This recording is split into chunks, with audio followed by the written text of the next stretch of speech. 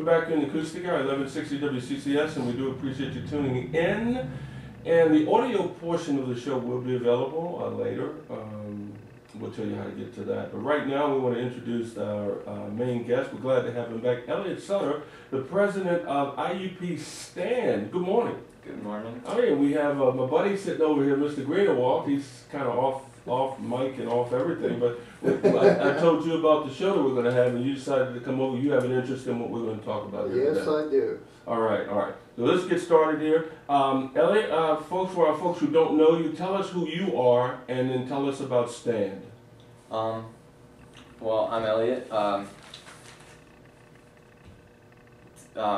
Basically, you better do better than that, buddy. Well, do you want to know how I got started? No, not yet. Just who you are. Who is Elliot? Oh, well, I'm from the Pocono area, northeastern Pennsylvania.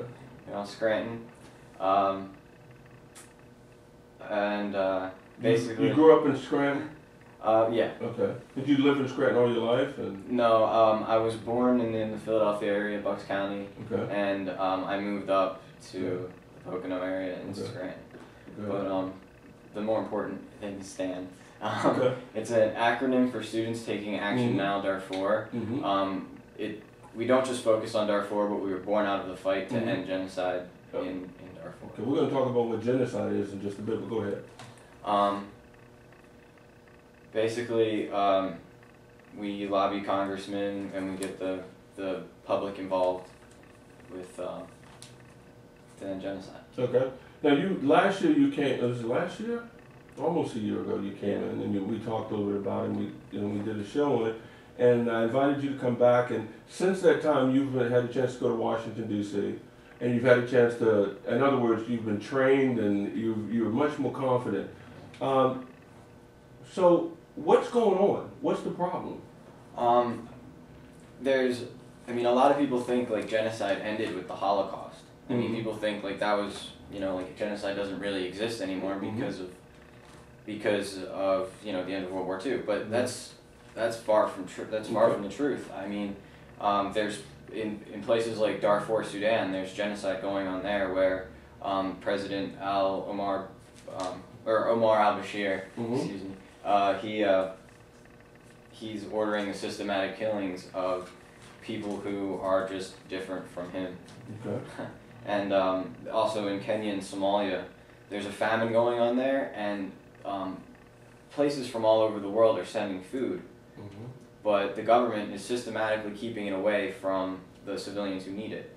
Okay. And then a more common topic is Libya, and that's more of where the genocide prevention actually, like organizations like Stand actually made a difference, because we prevented over 3,000 deaths just by making the no-fly zone and things like that. Is that right? Now you said there's a national Stand? Yes. Okay. There's I believe there's 100 core chapters around the country.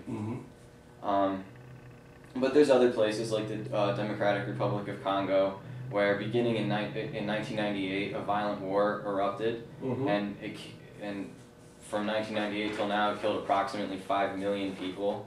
The violence still continues despite the world's second largest UN peacekeeping force in that area, and other places. I mean, not limited to, but we also focus a little bit on Burma, where there's over 100 different ethnic groups, all at war with one another, basically. Okay. Now, a couple of things before you get going, and I know we just want to talk.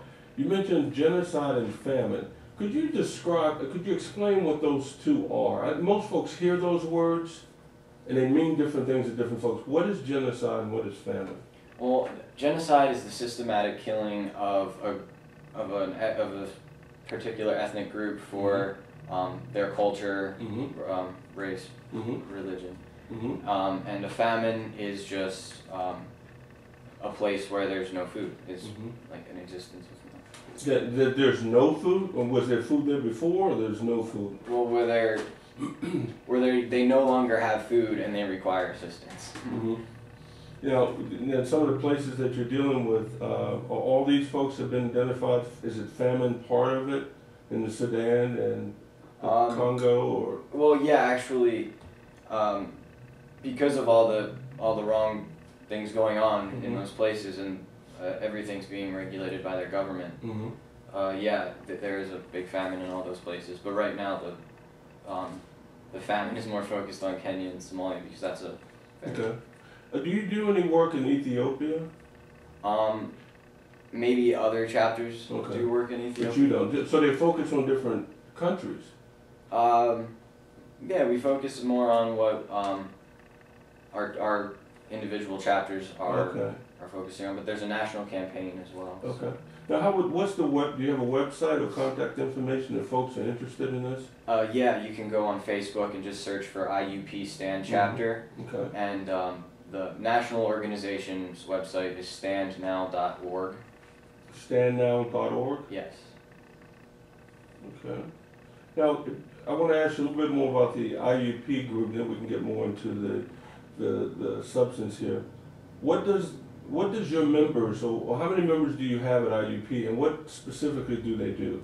Well, right now we have between about 12 and 20 members, and right now all we're trying to do is build our numbers. But we've made bands and sold them. We've like little wristbands and things like that. Do you have one? Yeah, I do. Actually. Can we see it? It's a stand up for Darfur. Let me see it. You can't see it, but we'll take a picture of it so you can see it. Okay. And there's 4 different colors. If you're interested there. What's the difference in the colors? There's the light green, dark green, orange, and red. Okay. Is there a difference in the colors? A reason for the difference, or just no? But also, we are working on just raising awareness for different people around in the community. Okay. Trying to get more people involved. How can they get the bands? They can contact us through our Facebook, give us their information, and we can get them bands. How much are they?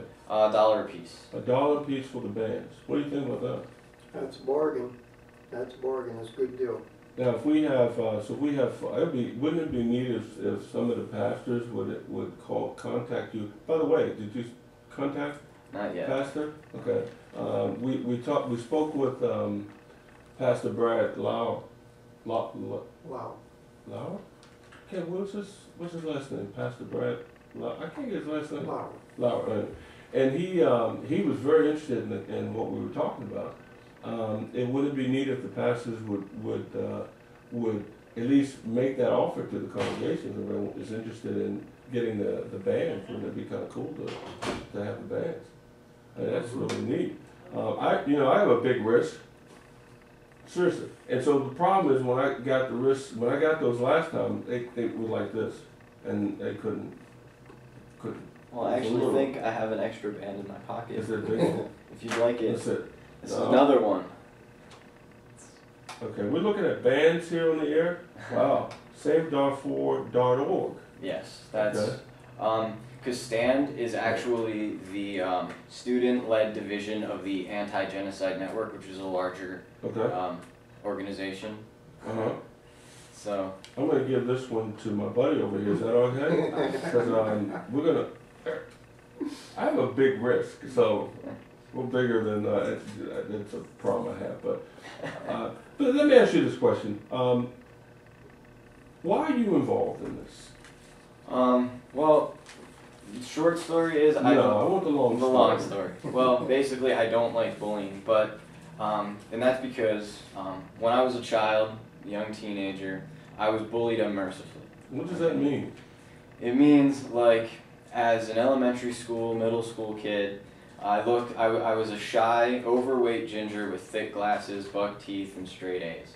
And economically speaking, I was not upper class. It means I was picked on from every spectrum of the entire school clique. You know, it was all that. Like everyone had it in their mind that I was the lowest person on the totem pole. I didn't have money. I couldn't afford the cool clothes. Wow. So I was beat up from time to time. I remember a particular case when I was sitting at lunch and there was a group of kids at the end of the table, And I remember one kid, they started laughing, and one kid just came up and spit Doritos right in my face. All because I was who I was. There's no other reason. It was just because everyone had it in their minds that I was ethnic, I was culturally lower than them. Oh my. What school was this? I don't want to name any names. You know? But you know, it's interesting. I'm listening to you say this, and we've all experienced with bullying. This is important because this bad experience that you're having. You said mercilessly bullied. You were able to turn this into do this. Yeah.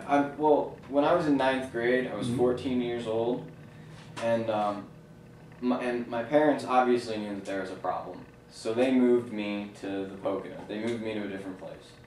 They moved you? Well, yeah, like we all moved. Like we moved from one area to the next, you know? I'm not even going to say it, but go ahead. And, well, that summer I worked out. I lost a lot of weight. I got a job on a local farm. I worked over 12 hours a day. You know, like, and I started, and you know, I got braces. I joined the wrestling team, the track team. You know, started a rock band. Like I was no longer that kid that was maliciously picked on.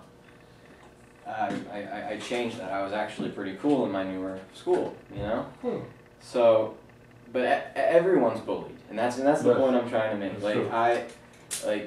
That's the common denominator in almost every American's life, I'm sure. And. But hold on. Well, I'm not gonna let y'all go hook that easy.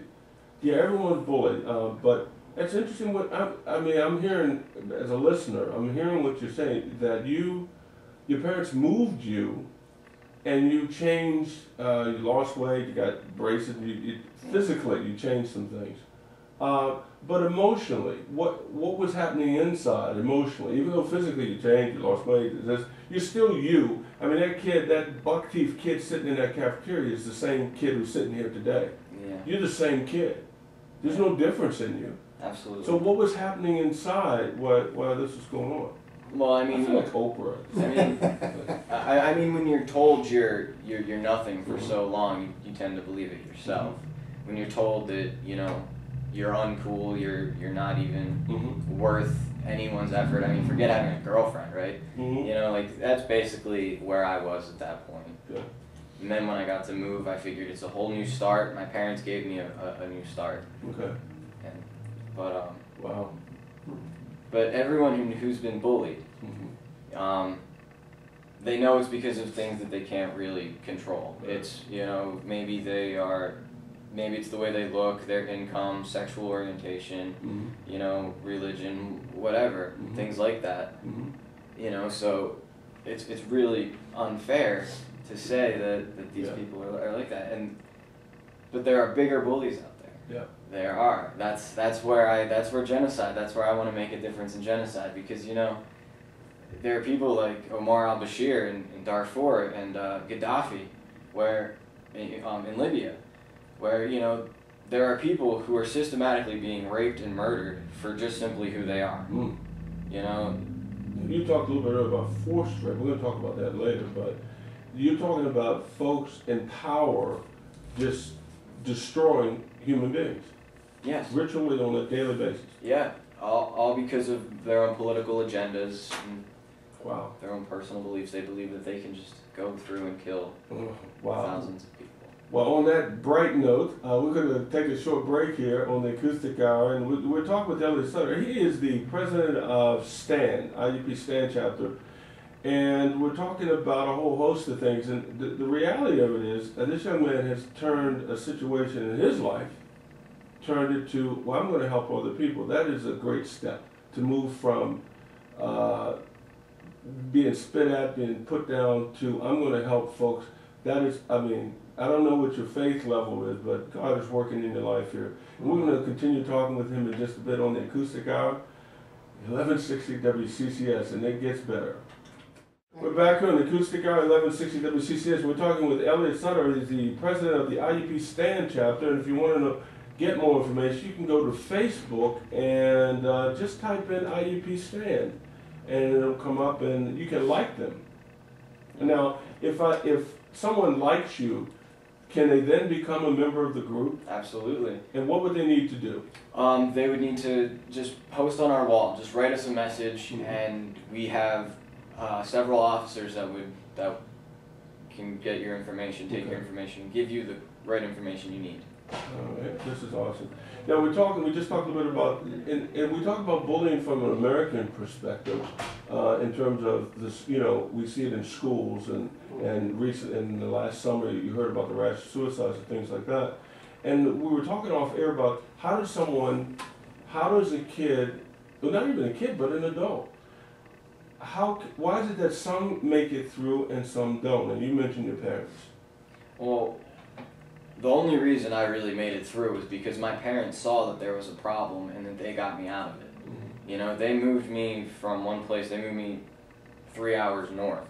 I got out of there. But, and that's the thing that we can do, the United States, big brother country, the big brother nation who, it intervenes when it's good for us. So why not do it when it's good for them like that? I mean, all we have to do is intervene, like we saw with the no-fly zone in Libya. It gave the people a chance, and all it was a threat of a no-fly zone from the United States and an actual no-fly zone.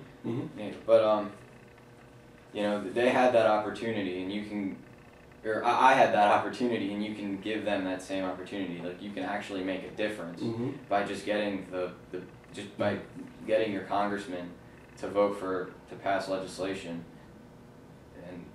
Okay, folks would have to know who their congress people are.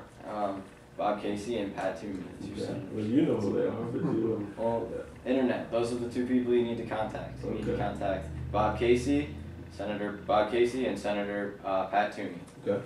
Now, you talked earlier about genocide and famine, and you explained that well, but we talked a little about the forced rape thing. What is that? I mean, most folks know what rape is, but what specifically are you talking about?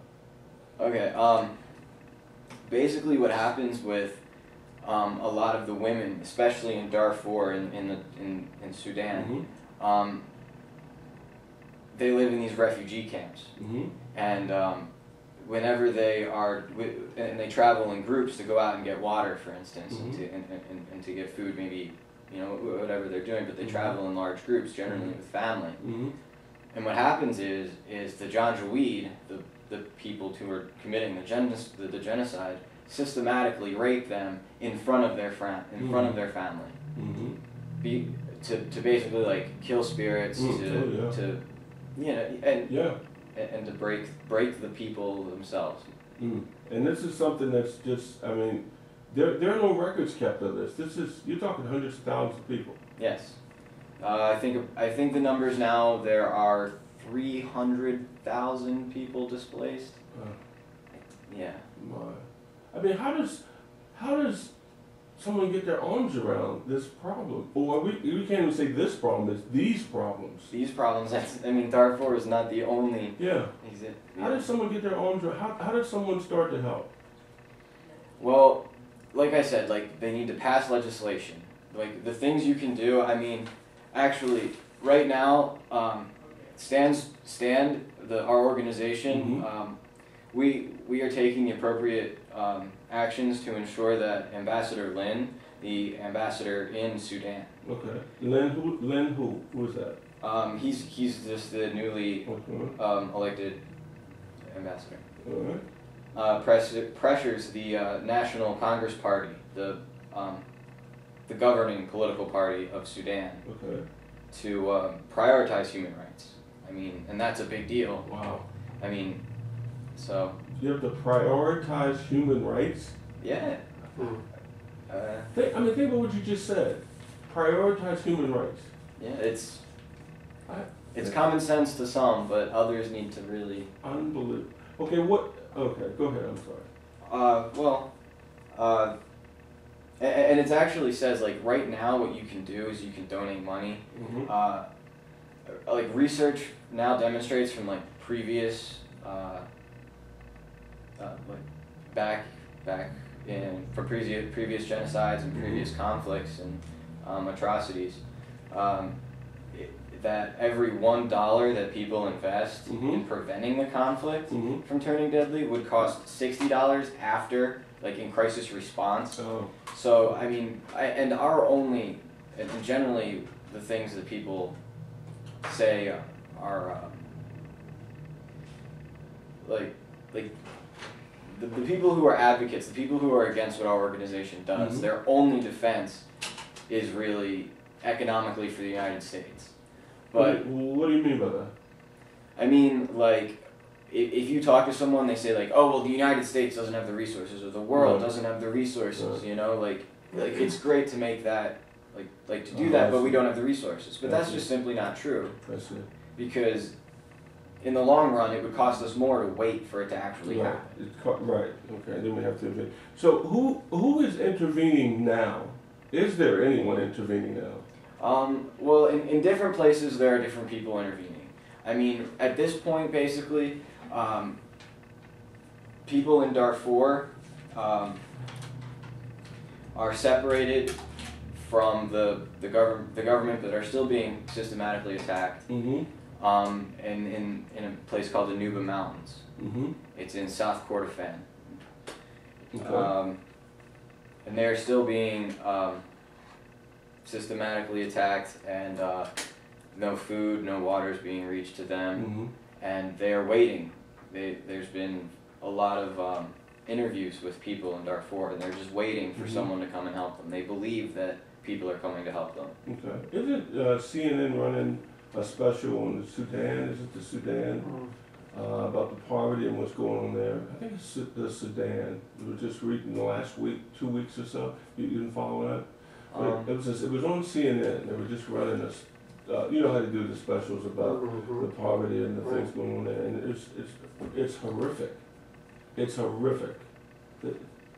It's beyond. Well, usually poverty and famine follow genocide and vice versa. Okay. I mean, when the government is systematically killing their citizens, you know, it's not like food is at the local grocery store. It's not like you can just go buy a bottle of water. Isn't that interesting? And it's not like an aid organization can get there with their bottles of water. I mean, when there's an armed guard saying, no, you can't give these people they're food. Blocking, you're talking wiping out generations and generations of people. Yeah, all for who they are in many cases. Do you ever feel helpless?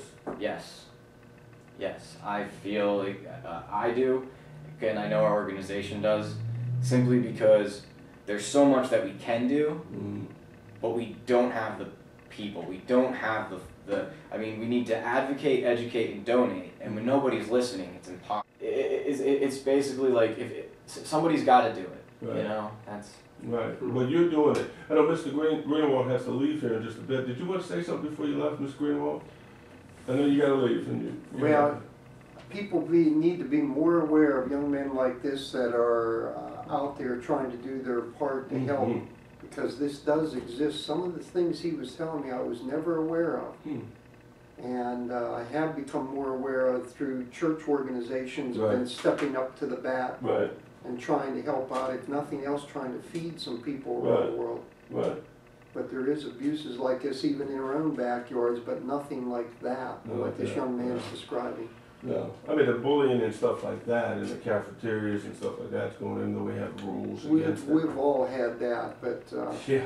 Oh yeah. What this young man's talking about, more people definitely need to be more aware of and step up to the plate and do something.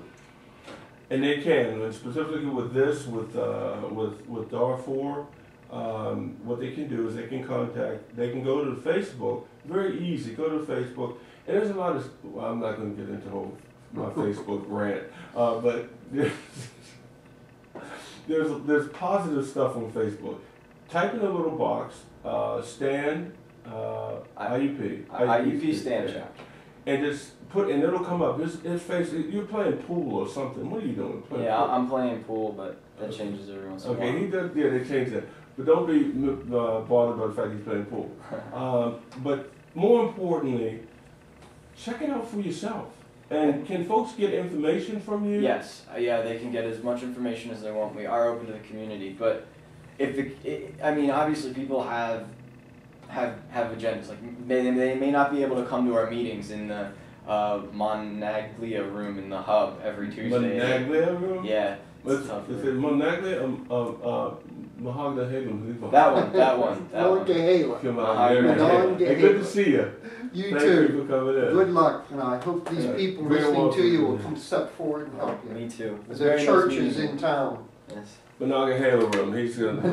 Well, what time are the meetings? 8 p.m. on Tuesdays. 8 p.m. on Tuesdays. So, In the Monongahela room. but you know, everybody, I can't pronounce that. Well, I can't even. Don't worry about it.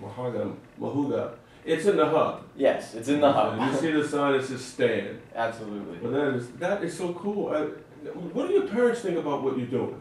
Oh, they think it's great. I mean, they tell me every time I start talking about it, they say they're so proud, but they still don't know why I clean my room. Yeah. Why I don't clean my room. You know? Well, it's a guy thing. Next time we have you on, we're gonna have your parents on the phone. We're gonna talk with them too.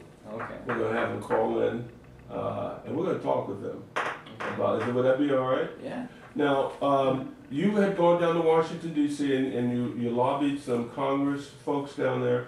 And real quick, what was that experience like? It was a very new experience. I mean, just like my first time on the show, I had absolutely very little ground to stand on. You know what I mean? So yeah. But it was a great experience, and I do believe we accomplished what we were trying to accomplish. I was with a girl who went to Pittsburgh High School, I believe, and her and I went at the same time because we had the same congressman. Obviously, we were the only two from Pennsylvania. Okay. So we went and we talked to aides of Bob Casey and Pat Toomey. Oh, Pat Toomey, yeah. Okay. But the one bad thing about DC though is I tried driving. I couldn't drive. I actually had to like park illegally and stuff because I'm a country boy and I tried to drive through like downtown DC. No, you can't. Exactly. No, you can't. I was just talking to someone about that. Did you ride on the Beltway? Did you try that? Yeah, eventually I just ran into the hotel and they saw how flustered I was and they just said, okay, you can park here for free.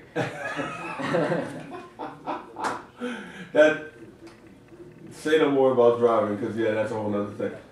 But okay, so now Stand is a chapter from IUP. Now IUP students can get involved in that as well. Oh yeah. Okay. And so we got folks out there listening. We appreciate. I want to say something to them. I appreciate what you guys are doing, and ladies, and encourage you to continue the work that you're doing because what you're doing impacts folks you'll never meet. But what it does is it also serves as a role model for folks. So it's one thing to tell folks what they should do. It's another thing for them to see what you're doing and then get interested and then get involved and say, hey, what are you doing? Why are you doing that? Why, what is this Save Darfur thing? And people will get involved on their own because the whole idea, you don't want to force people to do anything.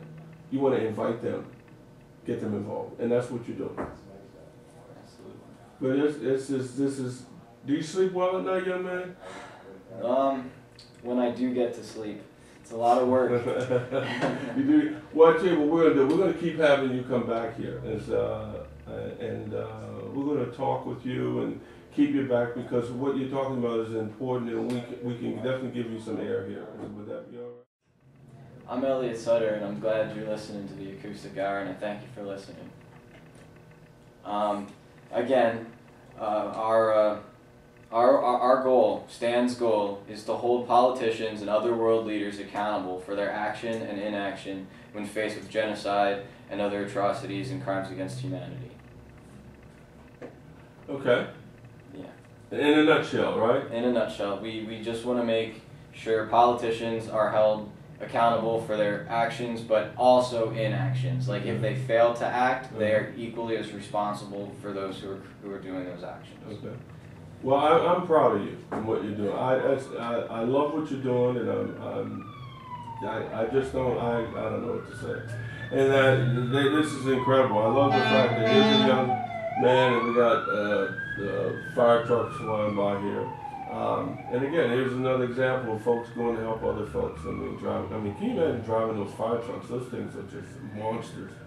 but somebody's in need, and we're talking about countries in need, particularly Darfur is in need of our involvement. So what I would ask that you do, if you're out there, check it out for yourself.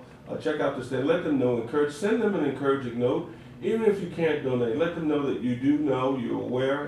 And if there's something you're doing, let them aware of what you're doing. And if you can attend the meetings at the Hub, at the Monongahela Room, at 8 o'clock on Mondays? Tuesdays. Tuesdays. 8 o'clock on Tuesdays. Every Tuesday? Well, we have officers meetings Right. every Tuesday, but we have stand meetings, like whole meetings every other Tuesday. It's every other Tuesday. But we welcome people. Okay.